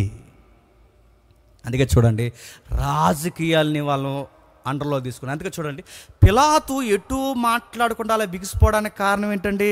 పిలాతు గొంతు మీద ఏముంది చెప్పండి? మతం ఉంది. నువ్వు గనక మా మాట వినకపోతే మా మత పెద్దలందరం కలిసి నీ పయ్యోడికి లెటర్ రాసి నువ్వు కైసరికి వ్యతిరేకంగా పనిచేస్తున్నావని, నువ్వు మాకు వ్యతిరేకంగా ఉన్నావని మా మతం నుంచి ఒక లెటర్ బయటకు పంపించామంటే చివరికి నీ పోస్టింగ్ ఏమవుద్దు అన్నారు చెప్పండి. అంటే మతం రాజకీయ నాయకులను బెదిరిస్తుంది, మతం అధికారులను బెదిరిస్తుంది, మతం ఏదన్నా చేస్తుంది, మతం ఎంత ఎత్తుకైనా వెళ్తుంది. మతం మనుషుల్ని అడ్డొస్తే చెప్పండి చంపేస్తుంది. అందుకే క్రైస్తవ్యానికి కూడా ఈ మత పిచ్చి ఉందంటే క్రైస్తవ్యం అంతటికి లేదు, కానీ ఆ ప్రాక్టీసులు అలా నడుస్తున్న వాళ్ళకి మాత్రం ఖచ్చితంగా ఉంటుంది. మీ ఉదాహరణ చెప్తాను వినండి, మతం ఎలా ఉంటుందో. ఒక కారు కొన్నాం అనుకోండి, ఏం చేస్తాను చెప్పండి? కారు కొన్న వెంటనే చెప్పండి, అంత మోగజీవులు ఇప్పుడే పుట్టిన బేబీలా న్యాయంగా చూడకండి. చెప్పండి, ఏం చేస్తారు చెప్పండి? ఏం చేస్తారు? ప్రేయర్ చేయిస్తాం. ప్రేయర్ చేసిన తర్వాత ఏం చేస్తాం చెప్పండి? పాస్టర్ గారిని తోలమంటాం. పాస్టర్ గారు తెంగరోళ్ళకి ఏం చేస్తాడు? తోలేస్తాడు. ఆ తర్వాత ఏమవుద్ది? పాస్టర్ గారు తోలుతారు, తర్వాత మీరు ఫ్యామిలీతో అలా తిరుగుతారు. నెక్స్ట్ అడుగుతున్నాను, ఈవినింగ్కి అదే కారులో ఫ్రెండ్స్ అందరూ కలిసి ఏం చేస్తారు? దీన్నే మతం అంటారు. మళ్ళీ చెప్తున్నాను, మరలా ఇంకొక ఉదాహరణ చెప్తాను వినండి. ప్రతిదానికి క్రైస్తవులు ప్రార్థన చేస్తారు. ఒక ఇల్లు కట్టుకున్నప్పుడు ప్రార్థన చేస్తారు, చేయించరా? పునాది దగ్గర ప్రార్థన చేస్తారు. ఇల్లు అలా గోడలు లెగిస్తున్నప్పుడు ప్రార్థన చేస్తారు, స్లాబ్ వేస్తున్నప్పుడు ప్రార్థన చేస్తారు, ప్రతీదీ ప్రార్థన చేస్తారు, ప్రతీదీ ప్రార్థన చేపిస్తారు, అన్ని ప్రార్థనలు చేపిస్తారు. అన్యులైతే ఇల్లు కట్టుకున్న తర్వాత లోపలికి ఒక దాన్ని తెచ్చి ప్రతి గదిలో తిప్పుతారు. దాని పేరేడు చెప్పండి? ఆ గదిలోకి తిప్పుతారు, ఈ గదిలోకి తిప్పుతారు. మొన్న ఏకంగా ఒక ఆవుని సెకండ్ ఫ్లోర్ ఎక్కించేశారు, మెట్ల మీద దాన్ని పైకి ఎక్కిస్తారు, దాన్ని పైన తిప్పేస్తారు. ఇంకొక వీడియో చూస్తారు, లేదో మరొక వీడియో, ఆవు పిల్లల్ని తీసుకొచ్చారు, దాన్ని ఉయ్యాల్లో ఊపుతున్నారు. అలా అది దిగిపోతాడే దాన్ని అలా ఊపుతున్నారు. అలా చూశారు మీరు? నేను అడుగుతున్నాను, సేమ్ ప్రాక్టీస్ మన క్రిస్టియానిటీలో ఉందా లేదు చెప్పండి? ప్రతి గదిలో అక్కడ ఆవుని తిప్పుతారు, చెప్పండి చెప్పండి. ఇక్కడ పాస్టర్ గారిని తిప్పుతున్నారు, కాదా? కాదా చెప్పండి. దీన్నే మతం అంటారు. అంటే అవే బుద్ధులు, అవే వ్యవహారాలు, అవే విధి విధానాలు, దీన్నే మతం అంటారు. మళ్ళీ చెప్తున్నాను, నువ్వు ప్రార్థన చేయడం మాను, బైబిల్ చదవడం మాను, చర్చికి రావడం మాను, అన్నీ చేస్తావు, కానీ బయట చేసినట్టే చేస్తావు. దీన్నే మతం అంటారు. మళ్ళీ అడుగుతున్నాను, చర్చికి వస్తున్నారు మీరు అందరూ ఎంతమంది వచ్చారు ఈరోజు? ఎందుకు మరి ఎంతమంది వచ్చారు? ఏంటో మన చర్చ అర్థమవుతుంది ఒకసారి నాకు. ఇంతమంది వచ్చారు ఈరోజు, అడుగుతున్నాను, ఇంతమంది వచ్చారు, ఇలా వచ్చి వెళ్ళిపోతున్నారు కదా, ఇలా వచ్చి వెళ్ళిపోతున్నారు. ఇది భక్తా చెప్పండి? చర్చ్ అంటే కేవలం సండేనా? దీనికి సంబంధించిన కార్యక్రమాలు ఉంటాయి, దీనికి సంబంధించిన గృహదర్శనాలు ఉంటాయి, దీనికి సంబంధించిన బరువు బాధ్యతలు ఉంటాయి, దీనికి సంబంధించిన ఆలోచనలు పంచుకునే విధానాలు ఉంటాయి, ఎన్నో ఉంటాయి. ఇవేవి పాల్గొనరు. ఏం చేస్తారు చెప్పండి? నాకు ఆదివారం వస్తారు, జేమ్స్ బ్రదర్ మెసేజ్ వింటారు, హాయ్ అంటారు, బాయ్ అంటారు, వెళ్ళిపోతారు. నడుతున్నారు. దీన్ని ఏమంటారు? మతమే అంటారు. నువ్వు ఒక అలవాటు పడ్డావు, ఒక అలవాటుగా చేస్తున్నావు. మరలా చెప్తాను వినండి, పిల్లలు పుడతారు, పుట్టుదల చేస్తారు, నడుతున్నారు. మనకు ఉందా అది? పుట్టుదల చేస్తారు, ప్రార్థన చేస్తారు, ఉయ్యాలు వేస్తారు, ఊపుతారు, నడుతున్నారు. ఎక్కడవి ఇవన్నీ? ఎక్కడవి? దరిద్రం ఏంటి చెప్పినప్పుడు కొంతమంది సేవకులు మొదలు ఉన్న బాధాకరమైన విషయం పాస్టర్ గారికి తెలుసు ఆ పనులు చేయకూడదు, ఈ పనులు ఇవి జరిగించకూడదని తెలుసు, కానీ అది చెయ్యకపోతే పాస్టర్ గారు చేయనంటే కొంతమంది ఏం చేస్తారు చెప్పండి? తిరగబడిపోతారు. వాళ్ళని అనలేక, ఆయనకి చెప్పలేక, వాళ్ళని ఏమి అనలేక, ఆయనకి చెప్పలేక చాలామంది దైవజనులు ఉన్న మదిలో ఉన్న మాట అని చెప్పనా, ప్రభు ఎందుకు వచ్చాను ప్రభు ఆ సేవకని బాధపడే సేవకులు లేరు చెప్పండి. నా భక్తి ఏదో నేను చేసుకుంటే పోయేది, వీళ్ళందరినీ నేను రిప్రజెంట్గా ఉండి వీళ్ళు చేసే పనులు నాకు నచ్చకపోయినా చేయాల్సి వస్తుంది. నీకు ఇలా చేస్తే నీకు నచ్చదు, నేను ఇలా చేయకపోతే వీళ్ళు నాతో ఉండరు, నేనేం చేయాలి ప్రభు? లేరు చెప్పండి ఇలాంటివి. ఇది మతం. మనం ఎంత చెప్పినా వినరు, పెళ్లి చేస్తారు. ఆ పెళ్లి టైంలో బయట లేవు అక్షింతలు వేస్తారు. అక్షింతలు వేస్తే మన వాళ్ళు కొంతమంది సి అంటున్నారని వాటి బదులు ఏం కలిపారు చెప్పండి? ఆ పూలు చల్లుతున్నారు. సేమ్ ప్రాక్టీసులు కదండి మతము. మళ్ళీ చెప్తున్నాను, మతం ఇలాగే పుట్టుకొస్తుంది, మతం ఇలాగే ఉంటుంది. మతం సంఘాన్ని కూడా పాడు చేస్తుందంటే సంఘాన్ని కూడా పాడు చేస్తుంది. అందుకే చెప్తున్నాను, నువ్వు మతం అనే ప్రాక్టీసులు ఉన్నావా, విశ్వాసం అనే కోణంలో నడుస్తున్నావు, ఒకరోజు చెక్ చేసుకో, నువ్వు చూసుకో. నేను భావాలు అర్థం చేసుకుంటూ వాక్యాలు వింటున్నానా, లేకపోతే ఇక్కడ జేమ్స్ బ్రదర్ చెబుతున్నాడని వచ్చి వాక్యం వింటున్నావా, చెక్ చేసుకో. ఇక్కడ లేఖనం ఏం చెప్తుందని దాన్ని అర్థం చేసుకుని నాలో ఉన్న లొసుకులు మార్చుకోవాలని అనుకుంటున్నావా, ఆ లేఖనం వివరిస్తున్నప్పుడు ఇది నా కోసం కాదులే నీకోసమేరా చెప్తున్నాడా అని అనుకుంటున్నావా? ఒక వాక్యం చెప్తున్నప్పుడు నీకు నువ్వు పరిశీలి శాస్త్రాలకి. ఒకటి మతం అనే ప్రాక్టీస్లు ఉన్నాయి. ఇప్పుడు క్రైస్తవులో మత ప్రాక్టీస్లు ఎలా అయితే ఉన్నావో అర్థమైనా కదా. ఇప్పుడు హిందువులు బయట ఎగ్జాంపుల్స్ ఏవైతే ఉన్నావో, ఎగ్జాంపుల్స్ మనం ఎలా అయితే ప్రాక్టీస్ చేసాం, సేమ్ అవే ఎగ్జాంపుల్స్ వాళ్ళు వాడుకుంటూ తీసుకొచ్చారు. వాళ్ళు కూడా రెండో దరిద్రం బయటికి కనబడింది, స్వనీతి ఉందా వాళ్ళకి. స్వనీతి ఎంత ప్రాబ్లమెటిక్గా ఉంటారో చూడండి ఒకసారి. యోహాను సువార్త త్వరగా ముగించేద్దాం. యోహాను సువార్త చూడండి ఒకసారి. యోహాను సువార్త 7వ అధ్యాయం. యోహాను సువార్త 7వ అధ్యాయం. యోహాను సువార్త 7వ అధ్యాయం 32వ వచనం. యోహాను సువార్త 7వ అధ్యాయం 32వ వచనం. జనసమూహము ఆయన గూర్చి ఎలాగూ సనుకొనగా పరిసయ్యులు విన్నప్పుడు ప్రధాన యాజకులను పరిసయ్యులను ఏంటట ఆయన పట్టుకోవడానికి ఎవరిని పంపారట? బంట్రోతుల్ని పంపిరి. ఇంకా కొంతకాలము అని చెబుతుంటే ఆయన పట్టుకోవడానికి పోలీసులు పంపారు.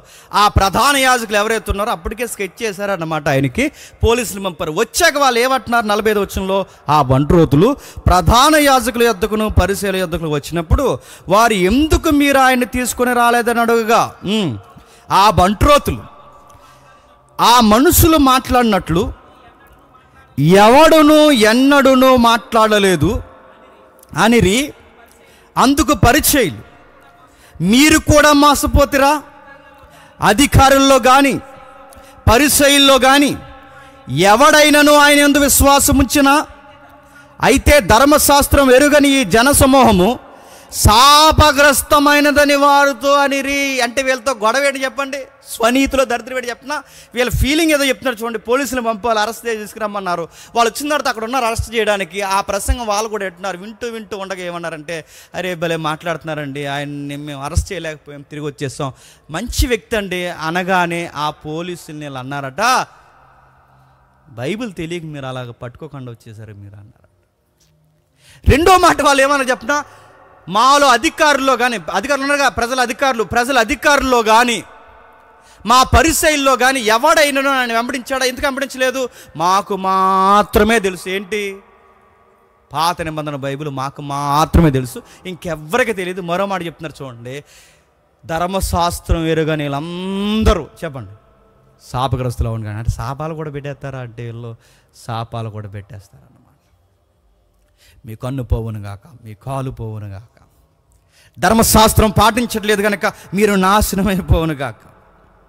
ఎన్ని మాట్లాడుతున్నారు అంటే ఇదే స్వనీతి. అంటే ఇంకెవ్వరికి బైబిల్ తెలియదు, వాళ్ళకే తెలిసిన ఫీలింగ్. ఏదన్నా ఎదుటోడు చెప్తుంటే అది తప్పులు పట్టే ప్రయత్నం నడుగుతున్నా అండి. ఇలాంటి నేచర్ మీలో ఎవరికైనా ఉంటే జాగ్రత్త. ఎదుటోడు చెప్పే దాంట్లో లసుకులు ఉన్నాయని కాస్త పూర్తిగా వినకుండా తప్పులు పట్టే ప్రయత్నం చేశారు. ఈరోజు సోషల్ మీడియాలో అదే ఎక్కువ అయిపోయింది. ప్రతి దానికి వెనక ముందు వినకుండా వెంటనే కామెంట్ పెట్టాడు, పూర్తిగా తెలియకుండా. ఇది పరిశీలన బుద్ధే. నేను మళ్ళీ చెప్తున్నాను, ఇలాంటి బుద్ధి నీలో ఉంటేనే మళ్ళీ చెప్తున్నాను, పక్కన బతకనేవు నువ్వు. ఇలాంటి బుద్ధి నీలో ఉంటే మళ్ళీ చెప్తున్నాను, ఎవరిని సుఖంగా ఉండనేవు నువ్వు. నీ ఎదురింటి ఇల్లును కూడా నువ్వు సుఖంగా ఉండనివ్వు, ఒక కాపురాన్ని కూడా సుఖంగా ఉండనివ్వు. ఎందుకంటే అదొక బుద్ధి, అది వీళ్ళకి అదే బుద్ధి ఉంది. ఇక ఎవ్వరికీ బైబిల్ తెలియదు, ఎవ్వరు మంచోళ్ళు కాదు. మరి ఎవరు మంచోళ్ళు? వీళ్ళే మంచోళ్ళంట. ఇంకేముంది చూడండి, వీళ్ళకి ఎంత భయం లేని స్వనీతి వీళ్ళకి ఉందో చూడండి, ఎంత భయం లేనిది. ఇదే యోహాను సువార్త 9వ అధ్యాయం, 26వ వచనం చూడండి. అందుకు వారు, నీ కన్నులు ఎలాగూ తెరిచినని మరలా వారిని అడుగగా వాడు,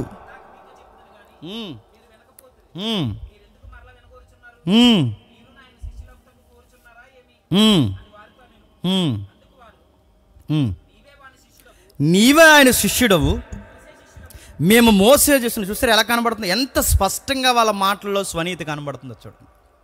అక్కడ ఓ గుడ్డివాడికి స్వస్థ ఇచ్చాడు, పుట్టుకతో గుడ్డివాడు. అక్కడ పెద్ద ఆర్గ్యుమెంట్ జరుగుతుంది, తెలుసు కదా అధ్యాయం మీకు.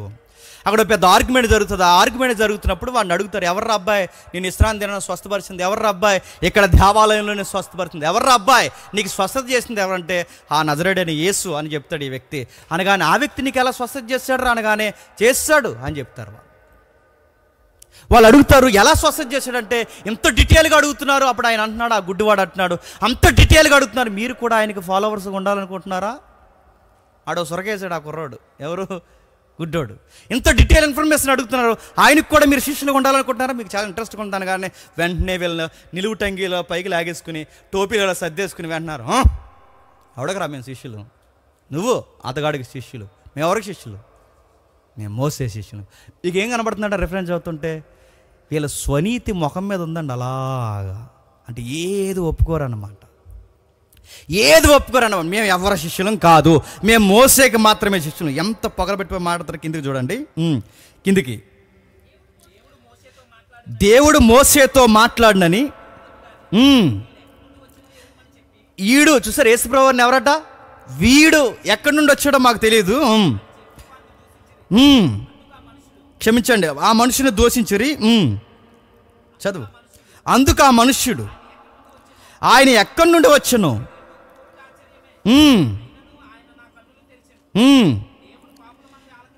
దేవుడు పాపుల మనవి ఆలకింపడని ఎరుగుదుము. ఎవడైనను దేవభక్తుడై ఉండి ఆయన చిత్తము చొప్పున జరిగించిన యెడల ఆయన వాని మనవి ఆలకించును. పుట్టుగుడ్డివాడు కన్నులు ఎవరైనను తెరిచినట్లు లోకము పుట్టినప్పటి నుండి వినబడలేదు. ఈయన దేవుని యొద్ద నుండి వచ్చిన వాడు కాని ఎడల వాడితో చెప్పను. అందుకు వారు, చూడండి ఎంత మాట అంటున్నారు చూడండి, ఏమంటున్నారు? నువ్వు కేవలం పాపివురా, మేమెవరని చెప్పండి, మేము పుణ్యాత్మురా, పాపులు అంటే వింటరా అన్నారంట. ఒక మనుష్యుడి మాట ఎవరింటారు? దేవుడు పాపులు మనం ఆలకింపడని ఎరుగుతూ. అంటే యూదులకి కాస్త సెన్స్ ఉంది. ఆ యూదులో పుట్టిన గుడ్డాడు కనుక ఒక మాట అంటున్నాడు, ఎవరు ప్రార్థన వింటాడు దేవుడు? నీతిమంతుల ప్రార్థన నీతిమంతుల విజ్ఞాపన బహు బలం గలదై ఉండని మనకు తెలుసుగా. నీతిమంతుల విజ్ఞాపన బహు బలం కలదే, నీతిమంతుల యొక్క విజ్ఞాపన కార్యములు జరిగిస్తాను మనం తెలుసుగా. ఇప్పుడు ఈయన ప్రార్థన చేస్తే కార్యాలు జరుగుతున్నాయంటే నీతిమంతుడేగా. ఇప్పుడు నాకు స్వస్థత జరుగుతుందంటే ఆయన గొప్పోడేగా, ఆయన దేవుడి దగ్గర నుంచి వచ్చినట్టేగా. పుట్టుకతో గుడ్డివాడు ఎవడైనా కళ్ళు వచ్చినట్టు జాబితా లెక్కలు ఉన్నాయా? చరిత్రలో లేవుగా. ఆయన ఇంత గొప్ప కార్యాలు జరిగిస్తున్నాడంటే దేవుని కుమారుడేగా అని చెప్తుంటే, అప్పుడు మొత్తం సబ్జెక్ట్ వదిలేసి ఆ సబ్జెక్ట్లో యేసుప్రభు దేవుడు కుమారుడు అన్న పాయింట్ వాళ్ళకి అర్థమవలేదు, ఆయన నీతిమంతుడు అన్న పాయింట్ వాళ్ళకి అర్థమవలేదు. వాళ్ళకి అర్థమైందల్లా ఒక్కటే, చెప్పండి, మేము పాపులం కాదు, చెప్పండి, మీరే పాపులు. చూసారా నడుతున్నా? ఇలాంటి బుద్ధి ఈరోజు నడుతున్నాను. సంఘాల్లో లేవా? నేను మన లెసన్లో చెప్పాను, మీకు కూడా చెప్తున్నాను. అందరితో నిలబట్టి మనం పాపులం అంటే మనకి ఏ ఇబ్బంది ఉండదు. అవును ప్రభువా, పాపులం ప్రభువా, క్షమించు ప్రభువా, ఈ దుర్మార్గులను క్షమించు ప్రభువా, దరిద్రగొట్టలం ప్రభువా, మనం క్షమించి అంటాం. అలా కాకుండా అలా లేపి, దిలీప్ పాపి లే అన్నాను అనుకోండి, దిలీప్ అన్న ఏమంటాడు చెప్పండి? అవునవును చాలా పెద్ద పాపులు మేము అంటాడా? చెప్పండి ఖచ్చితంగా. మనుషులతో ప్రాబ్లం ఎప్పుడు వస్తుంది చెప్పనా? గుంపులో ఒప్పుకునే విషయాలు ఉంటాయి, సింగిల్గా నిలబెడితే చెప్పండి ఒప్పుకోగలేరు గనక ఒప్పుకోలేరు. యేసుప్రభు వారు నీతిమంతుడు అంటే వాళ్ళకి నచ్చట్లేదండి. యేసుప్రభు మంచోడంటే వాళ్ళకి నచ్చట్లేదండి. ఆయన దేవుని కుమారుడంటే వాళ్ళకి నచ్చట్లేదు, స్వనీతి వలన ఆయనను అంగీకరించలేకపోతున్నారు. పరిసయ్యులు శాస్త్రులు ఎందుకు యేసుక్రీస్తు వారిని ఏ కారణాల వాళ్ళు చంపేశారు? ఆ దావీదు అడిగిన 40 ఎకరాల్లో 1 ఎకరం ఇమ్మని అడిగినందుకు చంపేశారా? అలాంటి ఎకరాల మీద ఆయనకి మనసుందా? యేసుప్రభు వారు ఏదన్నా స్థలాల కోసం గొడవ చేశాడా? ఆయన ఏదన్నా నాణ్యాలు, ఏదైతే ఆ రోజుల్లో కరెన్సీ ఉందో, ఆ ఏరోదు ముద్రించిన కరెన్సీ, వాటి కోసం ఏమన్నా ఆయన ఎగబడ్డా? పన్ను నాకు కట్టమని ఏమన్నా అడిగాడా? ఆయన డబ్బు కోసం కానీ, స్థలాల కోసం కానీ, ఆయన అధికారాల కోసం ఏ రోజు అడగలేదే. మరి ఎందుకు అంత మీద ఆయనకి పగ అంటే? వాళ్ళకి పెద్ద చెప్పుకోదగ్గ కారణాలు ఏమి లేవు. మనకు పెద్ద చెప్పుకోదగ్గ కారణాలు కాదు, కానీ వాళ్ళకి మాత్రం పెద్ద చెప్పుకోదగ్గ కారణాలు. ఆ కారణాలు ఏంటంటే, ఒకటి పశ్చాత్తాపం లేని మనుషులు, రెండవది స్వనీతి పరులు. ఎవరు? స్వనీతి పరులు. అంటే యేసు ప్రభుతో వాళ్ళకి పడకపోవడానికి కారణం వాళ్ళ స్వనీతి. ఆ సమాజంలో ఎవరైనా మంచోళ్ళని ఎవరైనా అనాలంటే వాళ్ళు మాత్రమే అనాలి, ఇంకెవరిని అంటే వాళ్ళకే చెప్పండి, వాళ్ళ చెవులకి మంచిగా అనిపించదు, వాళ్ళ కళ్ళుకి చెప్పండి చూడాలనిపించదు. ఎందుకంటే ఇంకా వాళ్ళ దృష్టిలో ఎవరు మంచోళ్ళు కాదు, వాళ్ళకి వాళ్ళే మంచోళ్ళు. కుటుంబంలో ఫ్యామిలీ మీద ఒక జోక్ ఉంటుంది. నిజానికి సమయం సందర్భం కాకపోతే చదువుతున్నాను, కొంచెం కంటెంట్ మీకు అర్థమవుద్దని జస్ట్ చెప్తాను, వినండి. ఎప్పుడో ఫేస్బుక్లో చదివాను నేను. భార్యను అడిగితేనట, ఆవిడ ఎవరే ప్రపంచంలో ఎవరే అత్యధికమైన మంచోళ్ళు ఎవరే అని అడిగితే భార్య అంటదట, ప్రపంచంలో అత్యధికమైన మంచోడు ఎవడైనా ఉన్నాడంటే మా నానే అంటదంట. ప్రపంచంలో ఉత్తమ స్త్రీ అంటే ఎవరే అని అడిగితే ఆవిడ అంటదట, మా అమ్మే అంటదట. ప్రపంచంలో మళ్ళీ చెప్తున్నాను, ప్రపంచంలో ఇదిగో విశాల హృదయం కలిగిన వాడు, జ్ఞానవంతుడు, అప్పటికప్పుడు నిర్ణయాలు తీసుకునే క్యాపబిలిటీ ఉన్నవాడు ఎవడున్నాడు అనగానే మా అన్నయ్యే అంటదంట. ఇప్పుడు ఎంతసేపు చెప్పినా ఎవరి లిస్ట్ చెప్తే చెప్పండి. అది ఇదే బుద్ధి అండి. ఎవరు చెప్పనా పరిశీలి. ఎవరిని పొగిడినాలు ఇంట్లో వాళ్ళనే పొగడాలి, వాళ్ళనే ముందెట్టుకోవాలి, వాళ్ళనే మీదెట్టుకోవాలి. పొరపాటున ఎవరైనా వాళ్ళ కాకుండా వేరొక పాత్రలు తెర మీదకి వస్తే వీళ్ళకి కళ్ళు పచ్చగా అయిపోతాయి. నడుతుంది. ఈ బుద్ధి ఎవరికైనా ఉంటే మీరెవరు పిల్లలు చెప్పండి, చెప్పరు. ఎందుకు చెప్పరు? అదే బుద్ధి కనుక చెప్పరు. ఎందుకు చెప్తారు? ఆ నేచర్ ఒప్పుకోదు.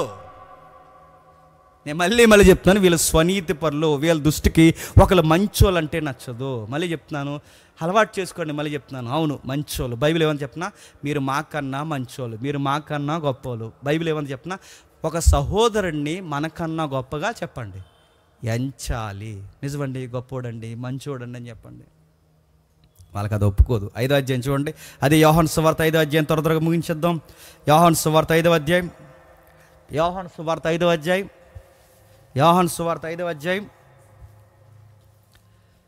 44వ వచనం నుండి. యోహాను సువార్త 5వ అధ్యాయం 44వ వచనం. అద్భుతీయ దేవుని వలన వచ్చిన మెప్పును కోరక ఒకని వలన ఒకని మెప్పు పొందుచున్న మీరు ఎలాగూ నమ్మగలరు? నేను తండ్రి యొద్ద నేను మీ మీద నేరము మోపుదునని తలంచుకుడి. మీరు ఆశ్రయించుచున్న మోసే మీ మీద నేరము మోపును. అతడు నన్ను గూర్చి రాసిన గనక మీరు మోసేను నమ్మినట్టయినా నన్నును నమ్ముదురు. మీరు అతని లేఖనములు నమ్మని ఎడల నా మాటలు ఎలాగో నమ్ముదురు అని మీకు ఏం చెప్తున్నారు? ఇప్పటికిప్పుడు మోసే వచ్చినా కూడా మీరు ఎవరిని అంగీకరించరు చెప్పండి. మోసే కూడా మీకు నచ్చడు. ఎందుకు? ఇప్పుడు మోసే ఇప్పటికిప్పుడు వస్తే మోసే ఎవరికి సపోర్ట్ చేస్తాడు? నాకు సపోర్ట్ చేస్తాడు. మోసే నాకు సపోర్ట్ చేస్తాడు కనుక మీరు ఏ మోసే శిష్యులు అని చెప్పుకుంటున్నారో, మీరు ఏ మోసే రాసిన లేఖనాలు ముందు పెట్టుకుంటున్నారో, ఆ మోసే వచ్చి నాకు సపోర్ట్ చేస్తే మీకు ఆ మోసే గారు కూడా చెప్పండి ఎందుకు నచ్చరు? పొగిడితే మిమ్మల్ని పొగడాలి, దండాలు పెడితే మీకే దండాలు పెట్టాలి, టోపీలు పెడితే మీకే టోపీలు పెట్టాలి, దండాలు పెడితే మీకే దండాలు పెట్టాలి. మంచోళ్ళు ఎవరైనా అంటే మిమ్మల్ని మంచోడు అనాలి. పొరపాటున పక్కనోడిని మంచోడు అన్నాము నీకు పొగొచ్చేద్ది, నీకు నచ్చదు, నీకు గిట్టదు, నీ కళ్ళు బాగోవు.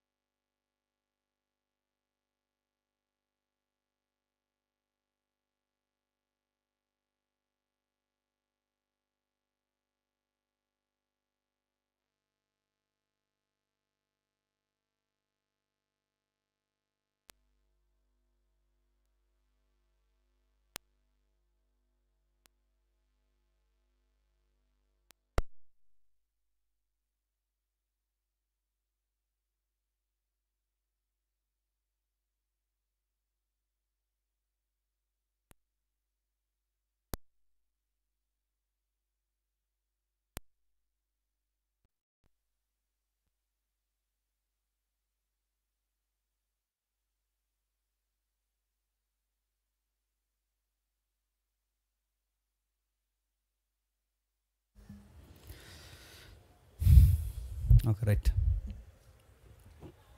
చూద్దాం ఒకసారి యోహాను సువార్త త్వరగా. యోహాను సువార్త 1వ అధ్యాయం 45వ వచనం. 1వ అధ్యాయం 45వ వచనం.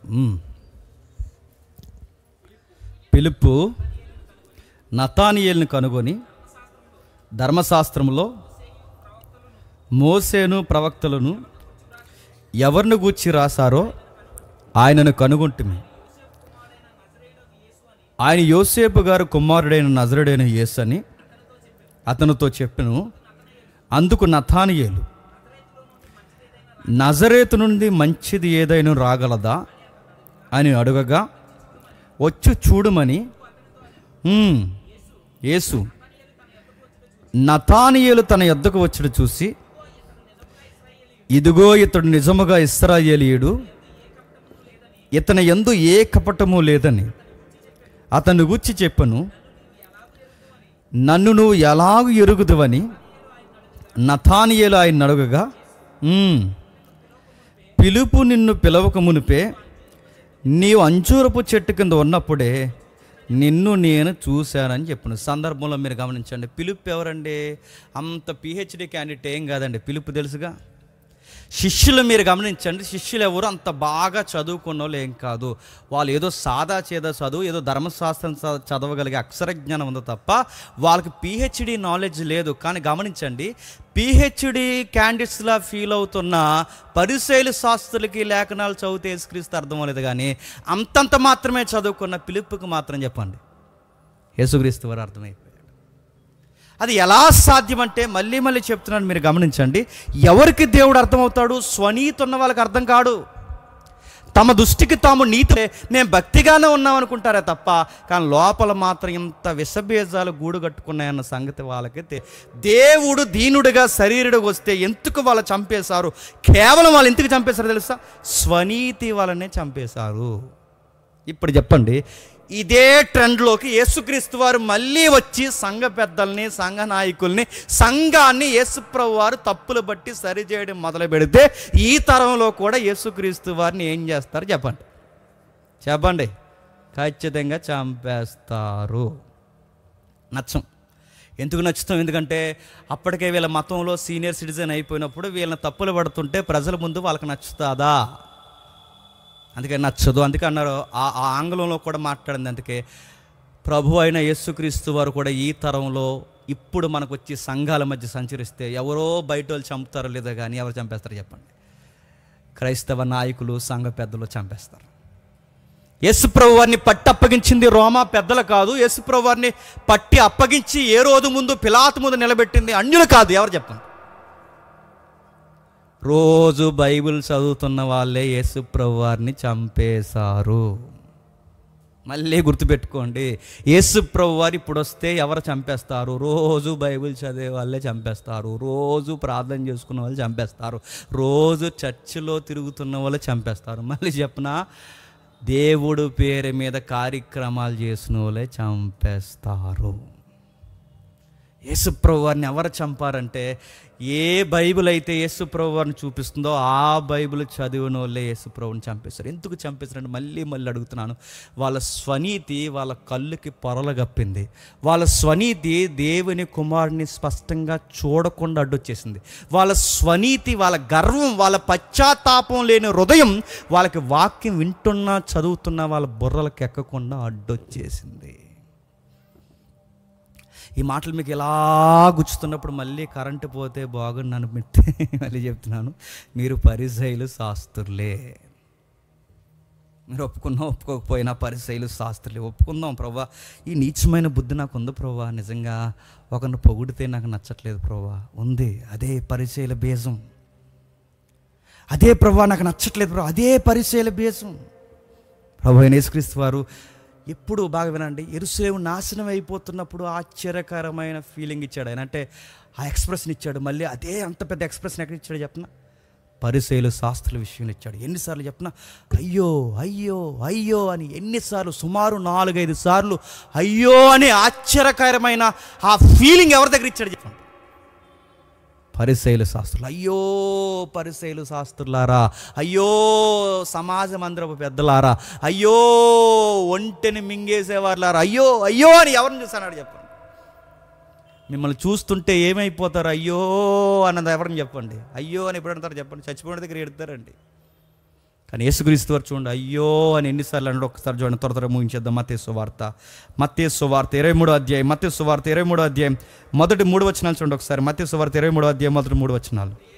అప్పుడు యేసు జన సమూహములతోనూ తన శిష్యులతోని ఇట్లనెను, శాస్త్రులను పరిసయ్యులను మోసే పీఠం మీద, వాళ్ళు ఎప్పుడు ఆ పీటల మీద కూర్చుంటారు గనుక వారు మీతో చెప్పు వాటిని అన్నిటినీ అనుసరించి, వాళ్ళు చెప్పే సబ్జెక్టులు పర్లేదు ఎందుకంటే లేఖనాన్నే చెబుతారు, వాటిని అనుసరించి గైకొనుడి. అయినను వారు చేసే కొన్ని పనులు ఉంటాయి, ఆ పనులు చొప్పున మాత్రం మీరు చేయకూడదు. ఎందుకంటే వాళ్ళు చెబుతారు కానీ చెప్పండి చెయ్యరు.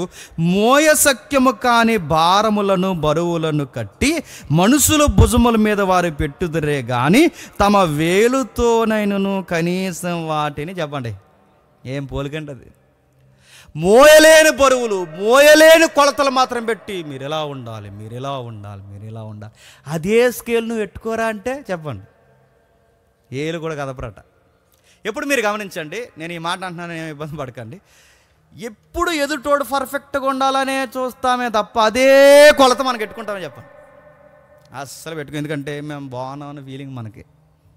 మనం పెట్టుకోం గనక పెట్టుకోం. ఎప్పుడు ఆ కొలతలు ఎవరు పెడతాం చెప్పండి? మోయే సఖ్యం కానీ పాటించలేని కొలతలు ఎవరు పెడతాం చెప్పండి? మీకు మాట చెప్తాను వినండి. ఏంటి సార్ ఎవరైనా అలా బట్టలు వేసుకుంటారు సార్ అడుగుతున్నారు. వేరే బట్టలు కూడా పాయింట్ అవుట్ చేసేస్తారంటే ఆ పరిశీలన చేసేస్తారు. వేసుకుంటారు సార్, నల్ల సొక్క వేసుకుంటారు సార్, ఎవరైనా చర్చికి నల్ల సొక్క ఎవడన్నా వేసుకొస్తారు అంటారు. వాళ్ళు నల్ల సొక్కలు వేసి రాకూడదు, రకరకాలు ఉండకూడదు అంటే వాళ్ళు పాయింట్ అవుట్ చేస్తారు. పొరపాటున ఎప్పుడైనా వాళ్ళు నల్ల సొక్క వేసుకున్నారనుకో, మీరు ఎందుకు వేసుకున్నారు సార్, మన నల్ల సొక్క వేసుకోకూడదు అన్నారు కదంటే, అంటే ఇది చర్చి కాదు కదా అందుకే వేసుకున్నారంట. అంటే వాళ్ళు చేసే పనులకు వివరణలు ఉంటాయి. చెప్పండి, మనం ఏదన్నా చేయలేనిది పొరపాటున చేస్తే వాళ్ళు ఏమంటారు చెప్పండి, ఎంత కొలత ఎట్టి మీరు ఎందుకు చేస్తున్నారు అది అని అడుగుతారు. అంటే పరిశీలన శాస్త్రులు ఎలాంటి చెప్పినా వాళ్ళు చేయరు, కానీ అందరినీ చెప్పండి చేయమంటారు. వాళ్ళు బరువులు పెడతారు, ఇంచేను చెప్పరు. మనం ఇలా చేయాలి అలా చేయాలంటారు, కానీ వాళ్ళు ఏమీ చెప్పండి చెయ్యరు. అక్కడ అంటాడు ఆ టెక్స్ట్లో ఏమంటున్నాడు చూడండి, అది 23వ అధ్యాయంలో 13వ వచనంలో ఏమంటున్నాడు చూడండి. అయ్యో వ్యాసదారులైన, వీళ్ళకి దరిద్రం ఉంది ఏంటి చెప్పండి. అయ్యో చెప్పండి, వ్యాసం పైన ఒక వ్యాసం, వ్యాసదారులైన శాస్త్రులారా పరిసయ్యులారా. 16వ వచనం, అయ్యో అంధులైన మార్గదర్శులారా.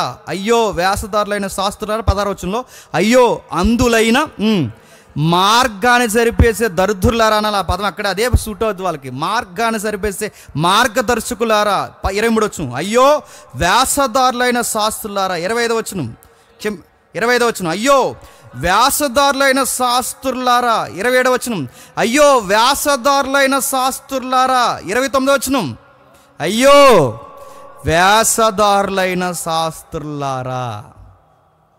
ఇప్పుడు చెప్పండి వీళ్ళున్న ప్రమాదం ఏంటి చెప్పండి? నీతిమంతులా తిరుగుతుంటారు అన్నమాట. అలా నీతిమంతుల్లాగా అలా నీతిమంతుల్లా తిరుగుతుంటారు, అలా నీతిమంతుల్లా తిరుగుతుంటారు. నేను చాలాసార్లు చెప్పాను, మళ్ళీ ఒకసారి చెప్తాను. ఒక ఆయన యాత్రికులం, పరదేశుకు పోవలసిన వారు, భూమి మీద నిలువరమైన గుడారం లేదు మనకని చెప్పిన ఆయనే 3 అంతస్తులు బిల్డింగ్ కట్టేసాడు ఆయన. ఆ రోజు ఆయన చూసి వాళ్ళకి పక్కన వాళ్ళకి, ఆయన శిష్యులు ఉంటారు కదా, వాళ్ళకి మతిపోయింది. వాళ్ళకి ఇదేంటి యాత్రికులు పరదేశం అన్న ఎంత బిల్డింగ్ కట్టేసాడు ఈయనంటే, సార్ ఎందుకు సార్ ఇది కట్టారని అడిగితే ఏదో ఎవరినిచ్చాడు. ఆ తర్వాత అప్పుడు అనుకున్నాడు, అతన్ని చూశాడు. అతన్ని చూసిన తర్వాత మీరు గమనించండి, అతను పోగేయడం ఇతని కల్లారా చూశాడు, ఈడు కూడా పోగేయడం నేర్చుకున్నాడు.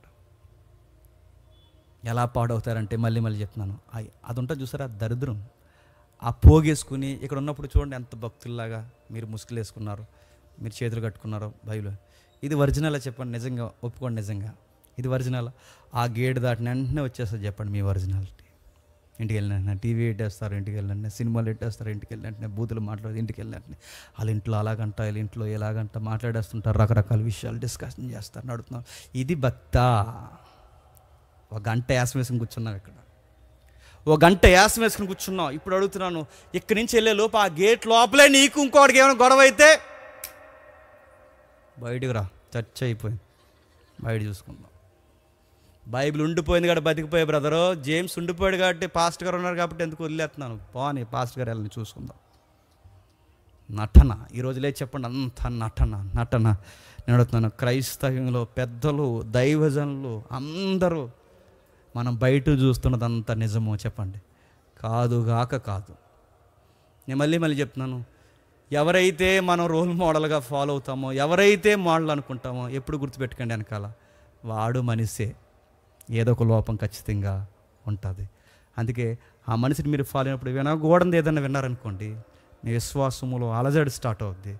అది యేసు ప్రభునే వైపే మీరు చూశారనుకోండి, చెప్పండి, ఎన్ని జరిగిపోయిన విశ్వాసం ఇంచు కూడా చెప్పండి కదలదు. పరిసయ్యుల శాస్త్రులు కేవలం స్వనీతి వల్ల చంపేశారు. ఇంకా నేను ముగించేస్తున్నాను. ఇంకా దేనికి చంపేశారంటే అసూయ వలన చంపేశారు. దేని వలన? అసూయ. పిలాతు పాయింట్ అవుట్ చేశాడట. ఆయన కేసులో ఆయనకు నాలెడ్జ్ ఉంది కాబట్టి అసలు ఏ పాయింట్ మీద ఈయన తీసుకొచ్చారన్నప్పుడు ఆ పిలాతుకి అర్థమైందట, చచ్చిపోయేంత పాయింట్ ఈయన దగ్గర ఏముందంటే మొత్తం చూశాడు. వాళ్ళు చెప్పిన ఏ కేసులు ఆయన చనిపోయేంత కారణాలు కాదు, దేనివల్ల చనిపోవచ్చురా, అసలు దేనివల్ల నేను అరెస్ట్ చేయమని కోరుతున్నారు, చంపేమని కోరుతున్నారని ఆ కేసును డీప్గా స్టడీ చేసినప్పుడు పిలాతుకు ఒక విషయం అర్థమైంది, అసూయ వల్లనే చెప్పండి చంపాలని చూస్తున్నారు. ఒకటి పశ్చాత్తాపం లేని మనసు, 2 చెప్పండి స్వనీతి, 3 చెప్పండి అసూయ.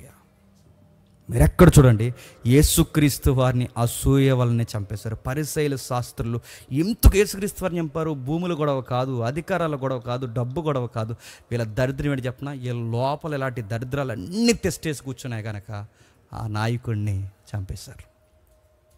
అసూయ ఎంత ప్రమాదకరమైందో మనకు తెలుసు. బైబిల్లో మొట్టమొదటి హత్య దేనివల్ల జరిగింది చెప్పండి? అసూయ వలన.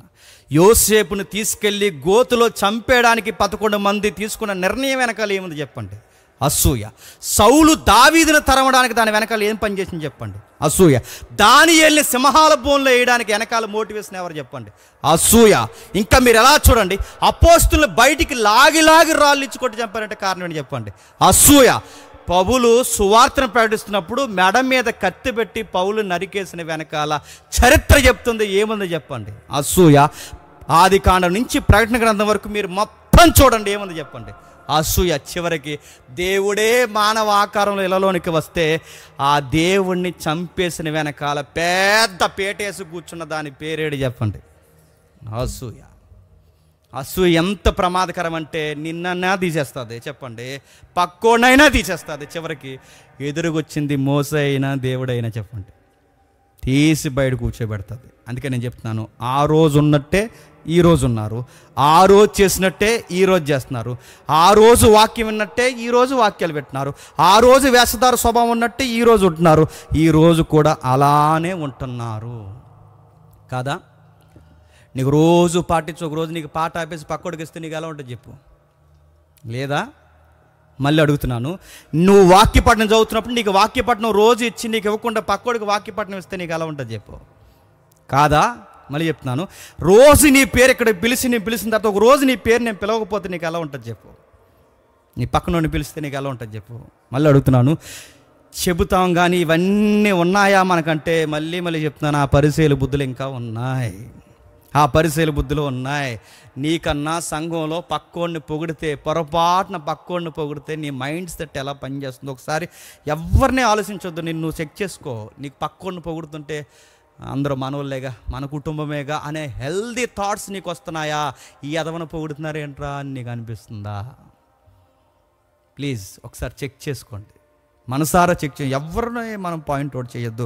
నేను మళ్ళీ చెప్తున్నాను, నీకు పక్కవారి పట్ల నీ ఒపీనియన్ ఏంటి? అందుకే పశ్చాత్తాపం లేదు కనుక ప్రభుని చంపారు, స్వనీతి గర్వం ఉంది కనుక ప్రభుని చంపేశారు, అసూయ ఉంది కనుక ప్రభుని చంపేశారు. ఇప్పుడు సంఘాలన్నిట్లో ఉన్నాయిలే చెప్పండి? ఉన్నాయి. ఇప్పుడు ఇలానే సంఘం అంతా ఉంటే ఇప్పుడు మళ్ళీ యేసుప్రభు వారు వస్తే ఏం చేస్తారు చెప్పండి? పశ్చాత్తాపం లేని విశ్వాసులు, స్వనీతిలో బతుకుతున్న విశ్వాసులు, అసూయతో రగిలిపోతున్న పెద్దలు, నాయకులు, వీళ్ళందరూ ఇప్పుడు సంఘంలో ఉంటే యేసుప్రభు వచ్చి ఇప్పుడు సంఘం మీద ప్రసంగం చెప్పమంటే ఇన్ని పాయింట్లు బయటకెత్తి చెప్తే ఆ ప్రసంగం మనకు నచ్చుతుంది చెప్పండి? ఖచ్చితంగా యేసుప్రభు వారిని ఏం చేస్తాను చెప్పండి, నెక్స్ట్ వీక్ మా చర్చికి మీరు చెప్పండి రావద్దుగాక రావద్దంట. ఎవరిని యేసుప్రభు వారిని రావద్దంటాం.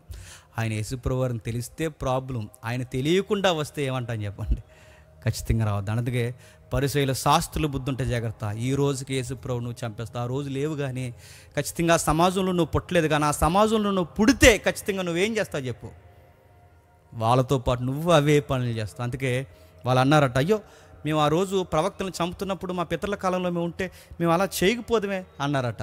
అప్పుడు అన్నారట ప్రభు అయిన యేసుక్రీస్తు వారు, మీ తండ్రులు మీరు అంత సపోర్ట్ చేస్తున్నారే, ఆ ప్రవక్తల సమాధులకి మీరు సున్నాలు వేస్తున్నారుగా, మీకు దరిద్రం ఏంటి చెప్పినా, మీ తండ్రులు చేసిన పనులు మీరు ఇంకా సపోర్ట్ చేస్తున్నారు. మీ తండ్రులు ప్రవక్తలు ఎందుకు చంపేశారు చెప్పండి, అదే తండ్రులు అంటే వాళ్ళ తండ్రులు ప్రవక్తలు ఎందుకు చంపేశారు చెప్పండి. మోసే ధర్మశాస్త్రంగా పాటించలేదని ప్రవక్తలు వచ్చి చెప్పారు కనుక చంపేశారు. నీతిమంతులు ఎందుకు చంపేశారు చెప్పండి, మీరు బైబిల్ చదువుతున్నారు కానీ మీరు అలా అందులో లేనివి మీరు చేస్తున్నారు కనుక అని చెప్పారు కనుక చంపేశారు. ఇప్పుడు యేసుక్రీస్తు వారిని ఎందుకు చంపేశారు చెప్పండి, మీరు చదివింది ఒకటి చేసేది ఒకటి అని చెప్పాడు కనుక చెప్పండి చంపేశారు. ఇప్పుడు మళ్ళీ చెప్తున్నాను, ఇలా చెప్పేవాళ్ళు అరుదుగా ఉంటారు. తమ్ముడు ఇందాక మెసేజ్ ముగిస్తూ, ఆ అరుదుగా ఉన్నవారిని కాపాడుకోండి, అరుదుగా ఉన్నవారి మాటలు వినండి, అరుదుగా ఉన్నవారి మాటలు గౌరవించండి, అరుదుగా ఉన్నవాడిని వాడు అరుదుగా ఉన్నాడని కాస్త ఉన్నంతకాలం వాడి మాటలు వినండి. పోయాడే అనుకోండి చెప్పండి, ఇంక మళ్ళున్న దరిద్రాన్ని ఏలెత్తి చూపించడానికి ఎవడు ఉండడు. జర్జాగా, హుందాగా, ఘరానాగా ఎక్కడ పోతాం తెలుసా, నరకానికి పోతాం. అందుకే యేసుప్రభు వారు అంటాడు, సర్ప సంతానమా, మిమ్మల్ని నరకము నుండి నాశనము నుండి తప్పించగలవాడు చెప్పండి ఎవడు. మీకు చెప్తే ఇంక అర్థమవుతుంది. ఈ పాయింట్స్ మీరు మార్చుకున్నంతకాలం మీకు ఎవడ చెబితే మీకు అర్థమవుతుంది. నాశనమే మీ అంతము, మీ కడుపే మీ దేవుడు, మీరు నాశనం అయిపోతారు. వాళ్ళు అనుకున్నారు నువ్వు నాశనం అయిపోతావు మా చేతిలో, నాశనం చేయడానికి నిలబెట్టారు, కానీ ఆయన తిరిగి లేచాడు, వీళ్ళేమయ్యారు చెప్పండి, నాశనం అయిపోయారు. అలానే కళ్ళు మూసుకోండి.